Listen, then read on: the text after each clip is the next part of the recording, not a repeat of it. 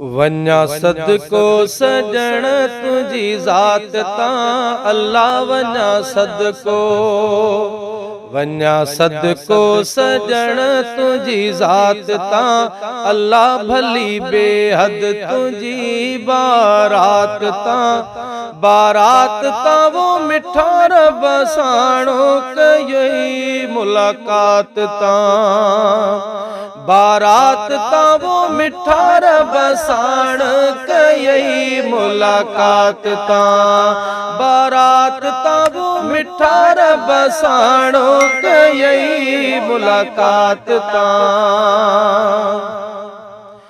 अल्लाह इश्क जो है इज़हार अजबवा परवर जो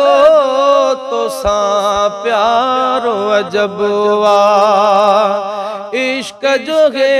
इज़हार अजबवा परवर जो तो सा प्यारो अजबवा परवर जो तो सा प्यारो अजबवा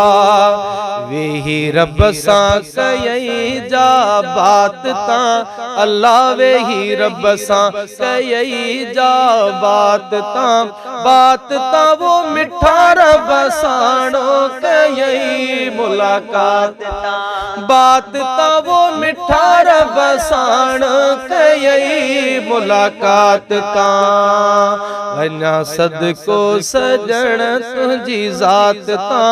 अल्लाह भली बेहद तुझी बारात ता ओ मिठा रब साणो कई मुलाकात ता बारात ता वो मिठा रब साणो कई मुलाकात ता अल्लाह रब सां तुझो यार मिलणो थियो कंहिंजो न अग सरकार वञणो थियो रब सां तुझो यार मिलणो थियो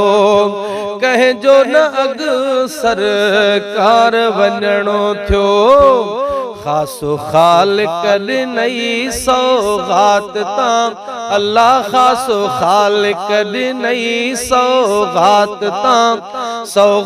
ता वो मिठा रब साणो कई मुलाकात ता सौगात ता वो मिठा रब साणो कई मुलाकात ता वन्या सदको सजण तुझी जात ता अल्लाह भली बेहद तुझी बारात ता वो मिठा रब साण कई मुलाकात ता बारात ता वो मिठा रब साण कई मुलाकात ता अल्लाह हूरू गड जी सहरा गाया अर्श मथा तो कदम घुमाया हूरन गड जी सहरा गाया अर्श मथा तो कदम घुमाया अर्श मथा तो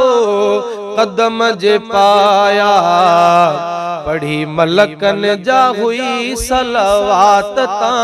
अल्लाह पढ़ी मलकन जा हुई सलवात ता वो मिठा रब साणो कई मुलाकात ता सलवात ता वो मिठा रब साण कई मुलाकात सलवात ता वो मिठा रब साणो कई मुलाकात ता अल्लाह मालिक सां मिली आए मोहम्मद मालिक सां मिली आए मोहम्मद आका मोजा अरबी अहमद आका मोजा अरबी अहमद